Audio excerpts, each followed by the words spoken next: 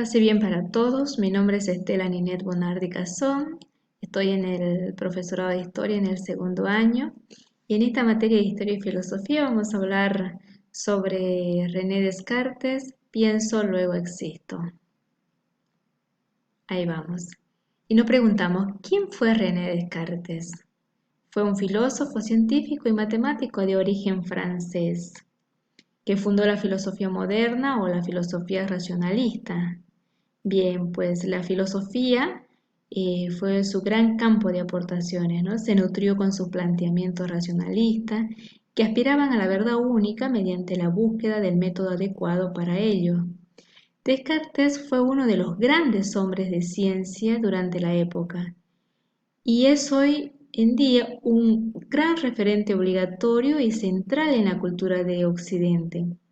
Se le considera un innovador y un rupturista para con los métodos y las teorías aceptadas por la academia en su momento, los cuales ayudó a refundar. También formó parte de la llamada revolución científica de los siglos XVI y XVII. Pero, ¿qué sería la llamada revolución científica? Esta revolución científica es una época en la que los conocimientos científicos fueron desafiados y reemplazados por las nuevas ideas, principalmente en los campos de la física, la astronomía, la química, la medicina y la biología. Esta revolución se inició en los finales del Renacimiento del siglo XVI-XVII y se extendió hasta los albores del siglo XVIII. En los comienzos de la Ilustración, ¿no? Si nos recordamos, aunque se afirma su inicio en Europa, fue una movilización global y simultánea. Y agregamos nosotros acá en este punto que el objetivo de la filosofía de Descartes es utilizar su método para alcanzar la verdad. Descartes no pretende descubrir una multiplicidad de verdades aisladas, sino más bien un sistema de proposiciones verdaderas en las que no se presupone nada que no sea evidente por sí mismo. Y ahora lo vamos a ir descubriendo un poquito más en su discurso del método, ¿no? Descartes establece una serie de reglas que permitan a la razón dirigirse sin error hacia la verdad. Acá vemos que él orienta su método a encontrar el fundamento inconmovible de la verdad y a fundar la unidad del saber. La búsqueda se va a realizar en el espíritu donde se accede a esa unidad del saber. El método va remitida a la sabiduría. Esa sabiduría va a iluminar el sentido y la posibilidad misma de la verdad. Descartes, convencido de que antes de desarrollar cualquier actividad científica y más aún en la filosofía, va a establecer un conjunto de reglas que impidan tomar lo falso por verdadero, pero que a la vez sean estas sencillas, simples, fáciles de comprender y ejecutar. Y acá tenemos a estas reglas, ¿no? La primera, regla de la evidencia, que dice consiste en aceptar como verdadero solo aquello que se pretende con claridad y distinción, es decir, con evidencia. Es la primera y más importante de las reglas del método Descartes, pues nos invita a evitar caer cuidadosamente en la precipitación de los hechos. Qué importante es, ¿no? La regla del análisis significa dividir todo problema que se someta a estudio en tantas partes menores como sea posible y necesario para resolverlo mejor. Este proceso analítico permite eliminar aquellos elementos innecesarios y hace que el objeto se muestre tal como es. Regla de la síntesis, ¿no? Trata de reconstruir de algún modo al objeto. Bien, pues consiste en proceder con orden nuestros pensamientos, pasando de los objetos más simples y fáciles de reconocer hasta el conocimiento de los más complejos y oscuros. Y tenemos la cuarta regla de la comprobación, que dice consiste en revisar cuidadosamente cada uno de los pasos de lo que consta nuestra investigación hasta estar seguro de no omitir nada y de no haber cometido ningún error en la deducción. Por un lado, la enumeración constata si el análisis ha sido suficiente y la revisión si la síntesis ha sido correcta o está dominada por la precipitación. Esta última regla nos lleva a realizar un intento por reconstruir todo el proceso hasta aquí descrito. Y continuamos con la duda metódica. Y aquí su frase, ¿no? Pienso, luego existo.